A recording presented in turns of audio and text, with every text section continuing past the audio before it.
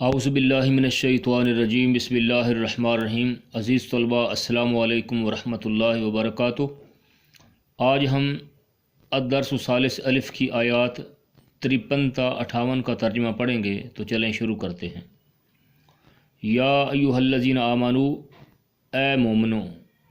لا تدخلوا بیوت النبی، پیغمبر کے گھروں میں نہ جایا کرو۔ لا تدخلوا، نہ جایا کرو، بیوت النبی، پیغمبر کے گھروں میں، الا ان یؤذن لکم الی طعام، مگر اس صورت میں کہ تم کو کھانے کے لیے اجازت دی جائے، الا مگر ان یؤذن،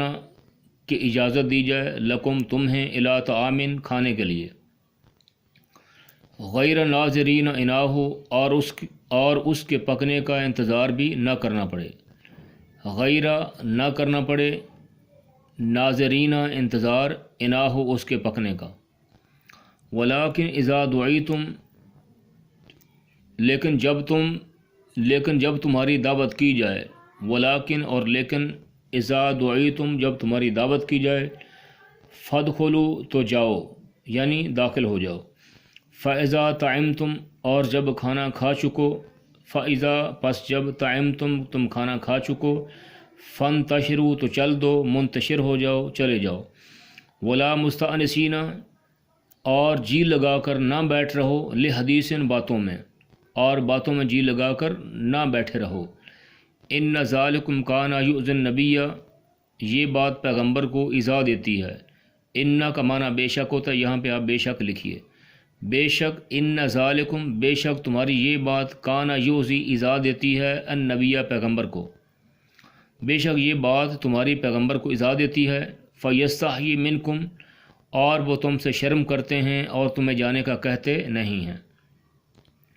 واللہ لا یستحیی من الحق، لیکن خدا سچی بات کے کہنے سے شرم نہیں کرتا، وَإِذَا سَأَلْتُمُوهُنَّ مَتَاعًا،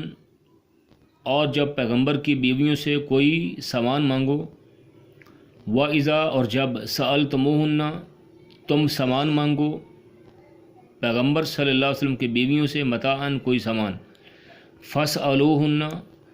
تو ان سے مانگو سامان، من وراء حجاب پردے کے باہر سے، تو پردے کے باہر سے سامان مانگو، ذالکم اطہر لقلوبکم وقلوبہن، یہ تمہارے اور ان کے دونوں کے دلوں کے لیے پاکیزگی کی بات ہے، ذالکم یہ تمہاری بات، اطہر زیادہ پاکیزگی کی ہے، لقلوبکم تمہارے دلوں کے لیے، وقلوبہم اور ان کے دلوں کے لیے، وما کان لکم ان تؤذوا رسول اللہ، وما کان لکم اور تم کو یہ شایع نہیں، اور تمہارے لیے یہ جائز نہیں، ان تؤذوا کہ تم تکلیف پہنچاؤ رسول اللہ پیغمبر خدا کو، اور تم کو یہ شایع نہیں اور تمہارے لیے یہ جائز نہیں کہ پیغمبر خدا کو تکلیف دو، ولا ان تنکحوا ازواجہ من بعدہ ابدا، اور نہ یہ کہ ان کی بیویوں سے کبھی ان کے بعد نکاح کرو، ولا اور تمہارے لیے جائز نہیں، ان تنکحوا کہ تم نکاح کرو، ازواجہ ان کی بیویوں سے، من بعدہ ان کے بعد، ابدا ہمیشہ ہمیشہ، ان ذالکم کان عند اللہ عظیما، بے شک یہ خدا کے نزدیک بڑے گناہ کا کام ہے، ان بے شک ذالکم تمہارا یہ کام، کان ہے، عند اللہ خدا کے نزدیک، عظیما بڑے گناہ کا، ان تبدو شیئن، ان تبدو اگر تم ظاہر کرو، شیئن کسی چیز کو، او تخفوہ یا اس کو مخفی رکھو، اس کو چھپائے رکھو، فإن اللہ کان بکل شیء علیما، تو یاد رکھو کہ خدا ہر چیز سے باخبر ہے، ہر چیز کو جاننے والا ہے، فإن اللہ پس بے شک اللہ تعالیٰ، کان ہے، بکل شیء ہر چیز کو، علیما جاننے والا، لا جناح علیہن فی آبائہن، عورتوں پر باپوں سے پردہ نہ کرنے میں کچھ گناہ نہیں، ولا جناح اور کچھ گناہ نہیں، کچھ حرج نہیں، علیہن عورتوں پر، فی آبائہن اپنے باپوں سے پردہ نہ کرنے میں، ولا ابنائہن اور نہ اپنے بیٹوں سے، ولا اخوانہن اور نہ اپنے بھائیوں سے، ولا ابناء اخوانہن اور نہ اپنے بھتیجوں سے، ولا ابناء اخواتہن اور نہ اپنے بھانجوں سے، ولا نسائہن اور نہ اپنی قسم کی عورتوں سے، ولا ما ملکت ایمانہم اور نہ لونڈیوں سے، واتقین اللہ اور اے عورتوں خدا سے ڈرتی رہو، ان اللہ کان علی کل شیء شہیدا، بے شک خدا ہر چیز سے واقف ہے، ان اللہ بے شک اللہ تعالیٰ کان ہے علی کل شیء ہر چیز سے شہید واقف. ان اللہ و ملائکتہ یصلون علی النبی. ان اللہ بے شک خدا و ملائکتہ اور اس کے فرشتے یصلون علی النبی پیغمبر خدا پر پیغمبر پر درود بھیجتے ہیں.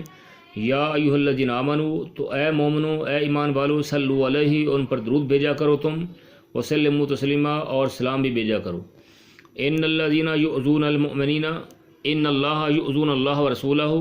بے شک جو لوگ خدا اور اس کے پیغمبر صلی اللہ علیہ وسلم کو رنج پہنچاتے ہیں، دکھ پہنچاتے ہیں، تکلیف پہنچاتے ہیں، لعنہم اللہ فی الدنیا والآخرہ ان پر لعنت کی ہے اللہ تعالیٰ نے فی الدنیا دنیا میں بھی والآخرۃ اور آخرت میں بھی. خدا ان پر دنیا اور آخرت میں لعنت کرتا ہے. وَأَعَدَّ لَهُمْ عَذَابٌ مُّهِينًا اور ان کے لیے اس نے ذلیل کرنے والا عذاب تیار کر رکھا ہے. وَأَعَدَّ اور اس نے تیار کر رکھا ہے لہم ان کے لیے عذاب مہیناً ذلیل کرنے والا رسوا کرنے والا. والذین یؤذون المؤمنین والمؤمنات بغیر ما اکتسبوا. والذین اور جو لوگ یؤذون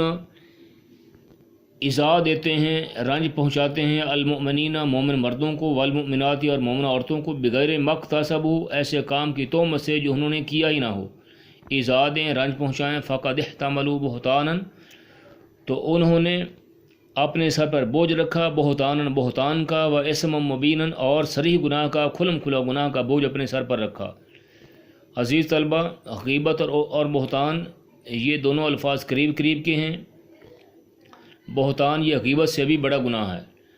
اور غیبت کرنا کسی کی پیٹھ کے پیچھے اس کی برائی بیان کرنا اپنے سگے بھائی کا گوشت اپنے مردہ بھائی کا گوشت کھانے کے مترادف ہے. اور بہتان جو ہے وہ اس سے بھی بڑا گناہ ہے کہ کسی پر الزام لگانا ایسے کام کا کہ جو کام اس نے کیا ہی نہ ہو. عزیز طلبہ میں امید کرتا ہوں کہ یہاں تک آپ کو آیات کا ترجمہ اور مفہوم جو ہے اور تشریح یعنی سمجھ آ چکی ہوگی. یہ آپ کی ڈائری ہے، اس کا ترجمہ ان کا ترجمہ آپ اچھا طریقے سے یاد کریں. وما علیہ الا البلاغ المبین.